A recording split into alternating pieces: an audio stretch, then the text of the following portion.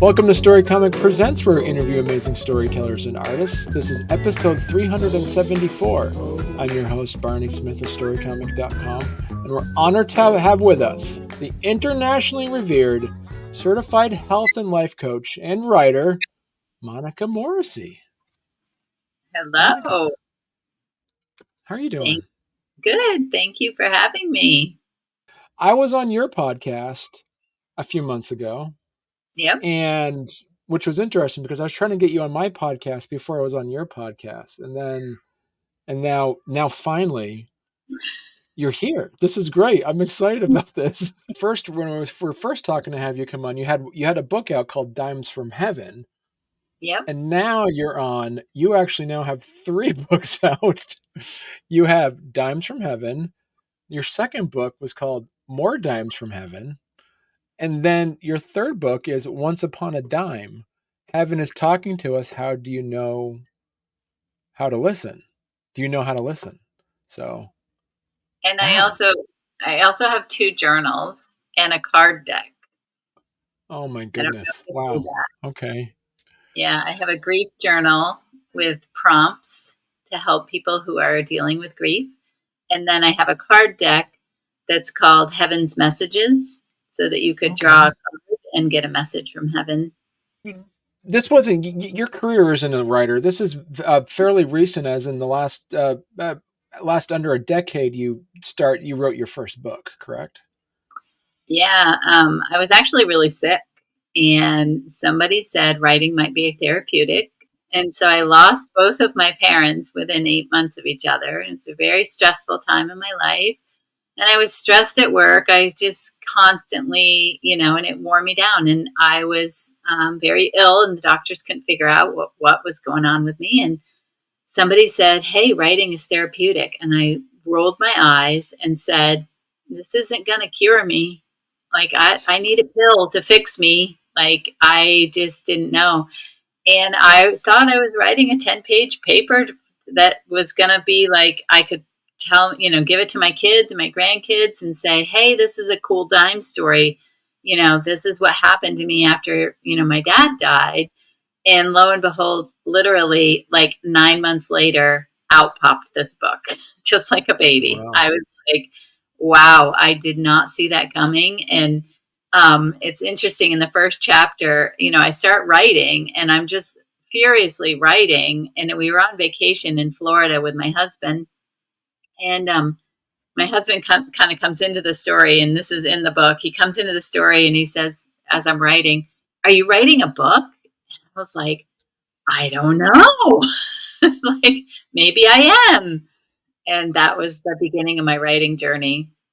How many pages is this first book then? The first draft is not what you see here. It was definitely like a clay, right? Molding it Mm-hmm. and changing it.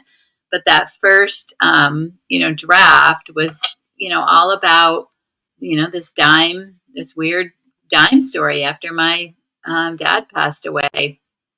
And I didn't see it coming. I actually hated to write. I was a teacher for a lot of years, and I liked math. I liked math a lot more.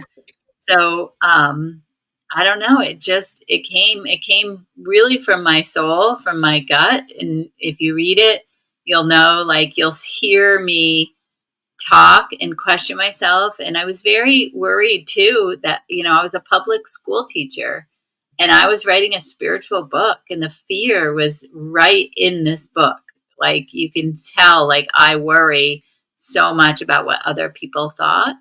And so this was a very difficult thing for me to do, to put myself out there. But I also really felt inspired that, even when I told a few people about my dime story, it really affected them and they Mm. saw the power in it. And so I really felt compelled to share my story. And while I was writing, all of these, like, the universe, like, I feel helped support me during this time. And they gave me a lot of resources about being an empath and understanding my sensitivity. And again, I felt like, boy, this could help other people. And it could also help people understand their kids, because my parents didn't Mm. understand how sensitive I was.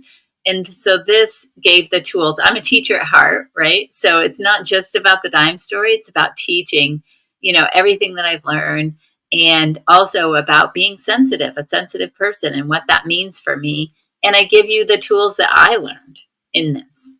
Mm. You're able to self-publish these books, correct?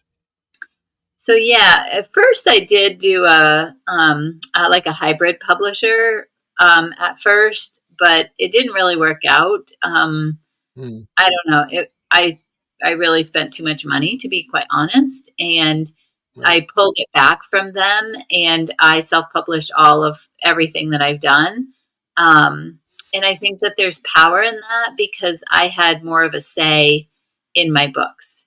And Right. I've talked to other authors that like, oh, my publisher wanted this cover instead of that cover, and I don't know. I just really felt empowered that, this was my voice and nobody was going to change it to make sure that it fit what their rules are. How did you adjust the story? Because as you say, because now this has book one, so you kind of like this is a revisited first book, correct? Yes, this is the second edition. The first edition, I do still have copies of that. That one was in color, and that one was a square because I wanted the pictures to be in color because I hate Mm. black and white pictures in a book. And so that's why I spent a little bit more money. So that's kind of my baby. I still have probably, I don't know, probably 40 or 50 copies of that one left that are kind of in storage. And I have those if people want them. But it was also a very expensive book. And so this one got the expense down too. I think this one might be $10 or something now. Whereas the other one, when it first came out, was $32. And so Wow. that's, something to look at, when you're an author is that price point. So talk to us a little bit about the piece of like how the second edition is slightly changed. Did you have to like, was there anything that you felt as though as the author, but also kind of as the editor itself is, I can't put this in, I'm going to put this in another book, but were there some things that you just felt like you had to remove because it just didn't fit the pace of the book? So yeah, so originally my second book was actually part of my first book Okay. because I kept track of all the crazy stuff that happened while I was writing. I mean, I can't even tell you. I go to get my business cards printed, and where we live, I have to travel at least 30 minutes to get to anywhere from where I live. And I researched like all these different places I could have my business cards. And I'm like, you know what? My husband works in Stowe, so I'm gonna pick this local business over there and I'm gonna have him print it. And I go in to pick them up and they say to me, "Did you write a book?" And I'm like, "Yeah." And they're like, "Is it about dimes?" And I'm like, "Yeah." And they're like, "This is so weird. We have a dime glued to the floor over here." I'm like, "The one place that I pick, there's a dime glued to the floor. Like, I can't make that stuff up." And all these weird things started happening. So I had kept track, like May 17th, this happened, all these different things. And I felt like it was like the universe unfolding and supporting me during this writing journey because, there were many times when I just wanted to give up. Like the fear was just too much. And so all of those things ended up in that third book or the second book. And also a twist of like how to self publish so that other Hmm. people can have a voice because I'm sure you're aware of it's hard to get a book agent, right? It's hard to get through those doors of, the big publishers. And I was like, why do we all have to do this? Why do we have to run by their rules? Why can't we all have a voice? Why can't, and my book will do what it's going to do. It will help the people that it's supposed to help. I really believe in that.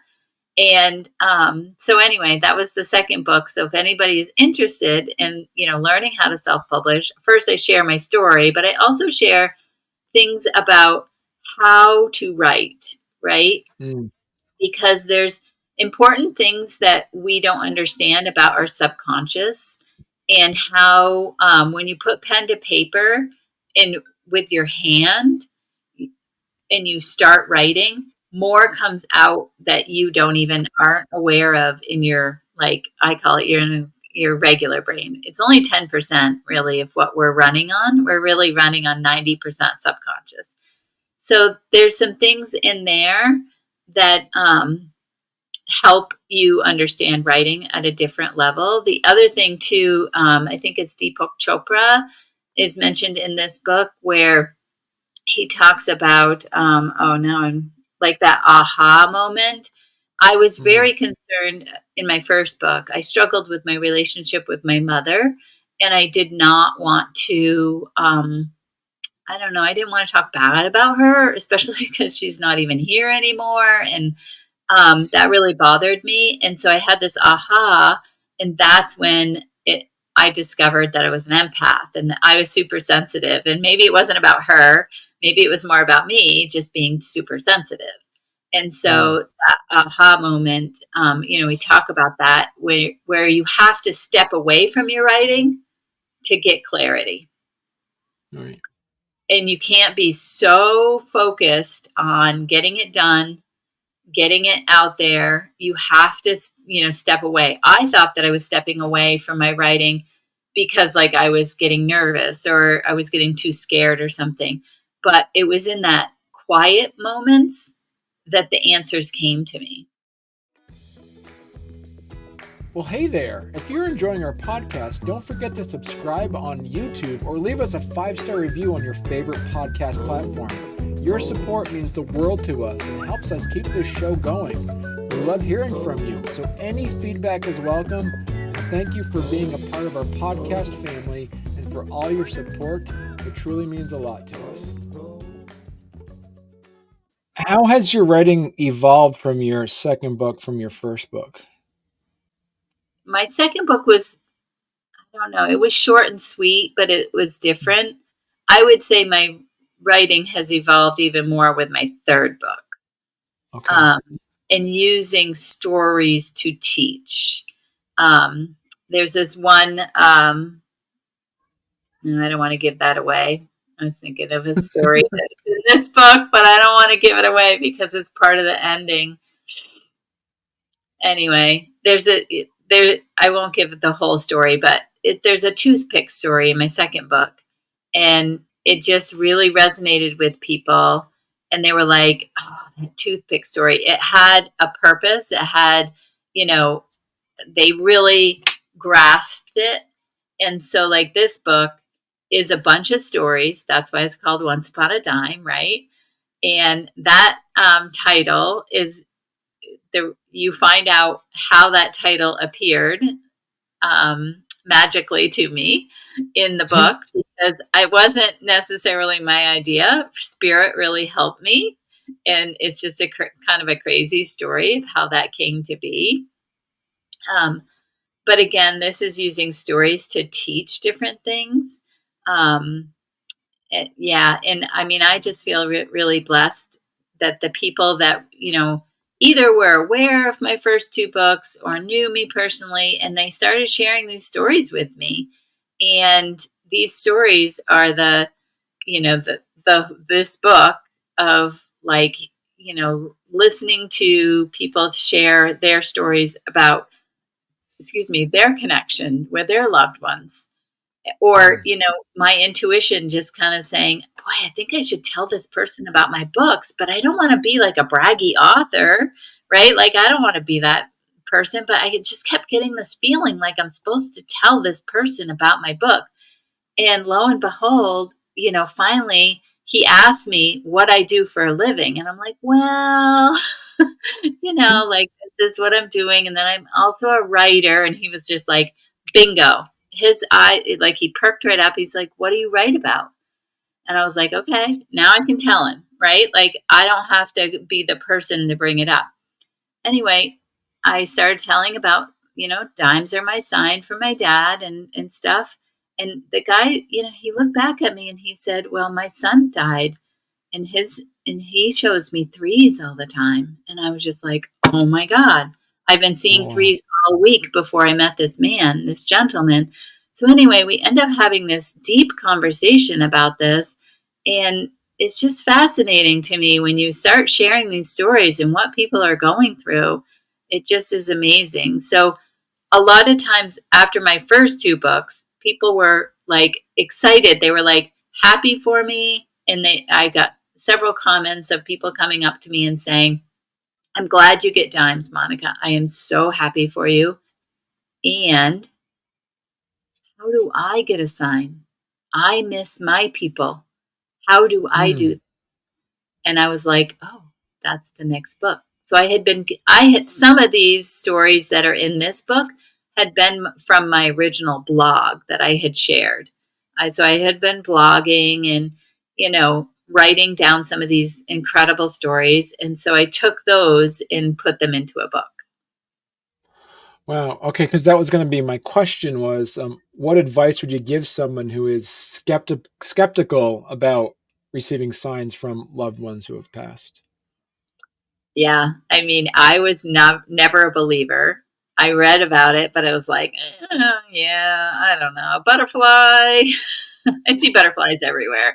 You know, um, it's not until it happens to you that you're going to really believe. But in this book, I give you the directions and I'll share them here. I'm very open about it because I want to help people. But I also Mm. want you to be curious and go read more to learn more. But one of the things is to ask for a specific sign. Dimes were mine because my dad had given me this dime necklace. And 2 weeks after he died, I found my first dime that was just incredible. So you have to have something that connects you to that person. And you don't have to tell anybody, but then you just start observing. You start observing where you are. You start watching on Facebook, and you just keep it tucked away in your head, or you can write it down, whatever that you want to do, and then just see if it appears, and see Okay. if there's a coincidence that happens. Out of your three books, what message or feeling do you hope readers take away from your books, and um, how do you hope it impacts their lives? So I think a lot of people are dealing with grief, and for Mm. me, grief is really about love, and it has no place to go, right? Because they aren't here, so you can't love them anymore. And so my hope is that you'll feel a little closer to your loved ones and that you'll remember their legacy from what I want my clients to borrow their love and really feel their love in their hearts. Also, in my third book, I talk a lot about it, is that the 5 stages of grief were not meant for someone who's grieving. And you go to grief counselors and you could stay in a grief counseling forever. But honestly, it's about keeping that connection alive. But Kubler-Ross made those for someone who is facing their own death. And Mm. so knowledge is power. And so understanding that there are other stages that you could use to help you during your grief. And also just to know that there is this other way to live, and that one of the things is that those people are still really here with us. We just can't see them. And they can Mm. show us that they're here with us. And that is comforting.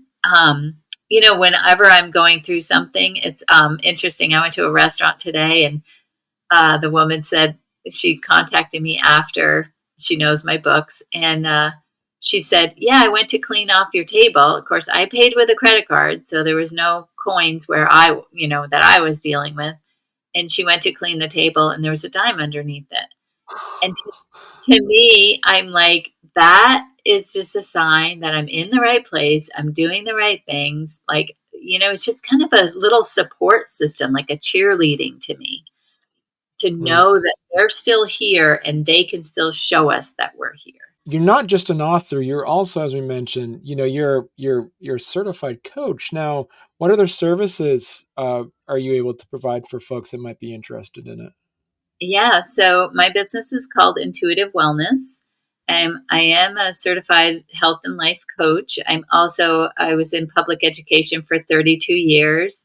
I do a lot of research on brain, um, understanding the brain and neuro linguistic programming. Love to teach Reiki. So I do 3 levels of Reiki, level 1, level 2, and then a master's program. And in that, in Reiki, you start to understand about your energetic system.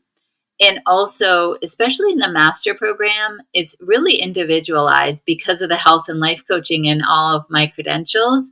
I can really make it whatever that you want it to be. So, right now, I have some Mm. people who are studying and they're starting to hone in on their mediumship skills and they're starting to connect with the other side. And I can teach you how to do that. I also do, yeah, you can see I do angel card readings, I do emotional freedom techniques, I do past life work. I love to do dream analysis because our dreams are our soul trying to guide us. I just really like the soul work and that understanding yourself at a soul level. And so everything that I do is focused on that. And you also have the staff wellness. How being in Vermont, how that seems to be something that people would kind of take advantage of as well. Yeah, so we've had some. I actually have done this with partnered up with a friend of mine, Vicky Hill at Victoria uh, Physical Therapy in Hardwick, who I rent from her. My office is in her building, and the staff came in and we rotated through and they did different things, whether it was Reiki or card readings, different things. So it's all really to do with what the staff is needing for that time. And so, as we say, if people want to learn more about the work and what you do, they could go to monicalmorrissey.com, correct? And in the middle of my Okay. word, and in the middle of my name is the word calm. And I had somebody point Oh, that out to that's me. awesome. That I want to try to do something, graphic with that. I think that that would be really cool because I think Yeah. we're all looking for calmness right now, right? Like Right. amidst the world and everything that's going on, and we're searching for that. Whereas we used to be able to get it a little bit more easily, but now it just seems like we're all collectively feeling everything. And so I think that, it's a cool thing to focus in on and say, if you want calm in your life, come see me because I will help you understand your brain and why your brain is thinking the way that it is. And then I will also help you to be able to calm your body. Huh. That's pretty cool. And that's completely serendipitous too. Yeah. Yeah, I didn't even notice it. I had to have somebody else point it out to me. Because, when I write my name, MonicaLMorrissey.com on my posters and stuff, she's like, look, there's calm in the middle of that. I was like, oh, perfect. I'm going to use that. That's pretty cool. Okay. So listen, so good you say because you have your 3 books. You also, as you mentioned, you have notebooks and workbooks, and so you made those angel cards as well. Is that what you said? Yeah, so those cards were written. I had one of my students pass away last year, and I sat down for a couple of weeks and I just wrote out what I would want somebody to know who doesn't understand everything that I understand about the other side and heaven Mm, and what it really is. Not necessarily what we're taught in religion. I think there's a difference between religion and spirituality.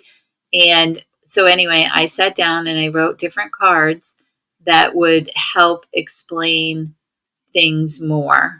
So that's a card deck that's heaven's messages. So if you had somebody pass away, I okay. can do a card reading and I can help you, receive the messages from somebody, but you could also do it for yourself. And speaking of that, I actually have 2 angel card classes coming up. And so I have a couple of classes Yeah. coming up actually at September 20th at Deb's Place right down the street from you.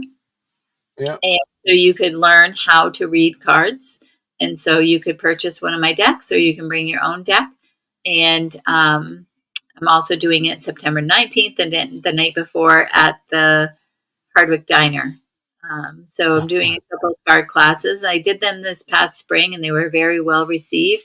I teach you how to understand your intuition and really connect more to the other side and understand what that means. So that card deck was, written for that purpose, so that people could understand it more, rather than having to read all my books and understand it.